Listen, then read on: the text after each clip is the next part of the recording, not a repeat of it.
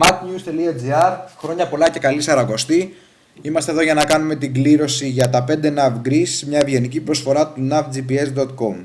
Πάμε να δούμε ποιος ήταν ο πρώτος χρήστης με τη συμμετοχή του.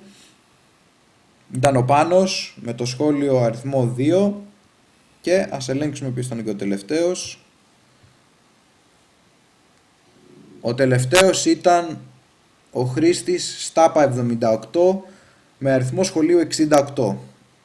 Άρα πάμε στο random.org να εισάγουμε τις συμμετοχές 2 έως 68 και να ξεκινήσουμε την ανάδειξη των τυχερών μας.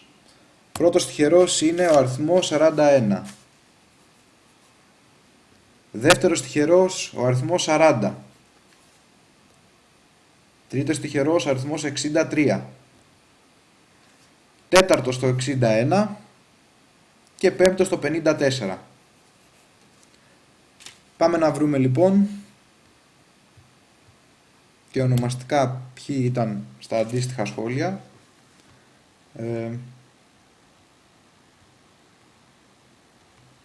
Ας πάμε στη δεύτερη σελίδα να βρούμε το 40 και το 41.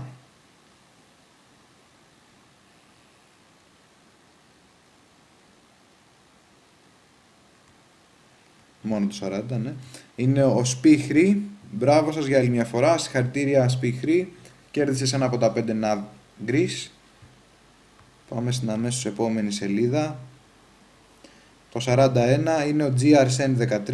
Εύχομαι να το κερδίσω, πολύ καλό. Συγχαρητήρια και σε ένα GRSN. Κέρδισες το δεύτερο πρόγραμμα. Τρίτος ήταν το 54. Πάμε παρακάτω. Εδώ είναι ο Σπύρος. Φανταστική εφαρμογή. Ευχαριστούμε για ακόμη μια φορά. Συγχαρητήρια και σε ένα Σπύρο. Πάμε στην επόμενη σελίδα να βρούμε το 61 και το 63. Το 61 είναι ο χρήστης Moon. Ευχαριστούμε, πολύ χρήσιμη εφαρμογή. Συγχαρητήρια και σε ένα Moon. Και στο 63 είναι ο CA6PMA. Μέχρι τώρα χρησιμοποιώ το Navigon, αλλά μετά το review θα ήθελα να το δοκιμάσω. Καλή τύχη. Συγχαρητήρια και σε σένα. Αυτή ήταν λοιπόν η τυχερή μας. Ευχαριστούμε ακόμη μια φορά το navgps.com για την ευγενική χορηγία των εφαρμογών και φυσικά όλους εσάς για τη συμμετοχή σας. Μείνετε συντονισμένοι στο MacNews.gr. Σύντομα ακόμη ένας διαγωνισμός θα σας περιμένει. Καλή συνέχεια.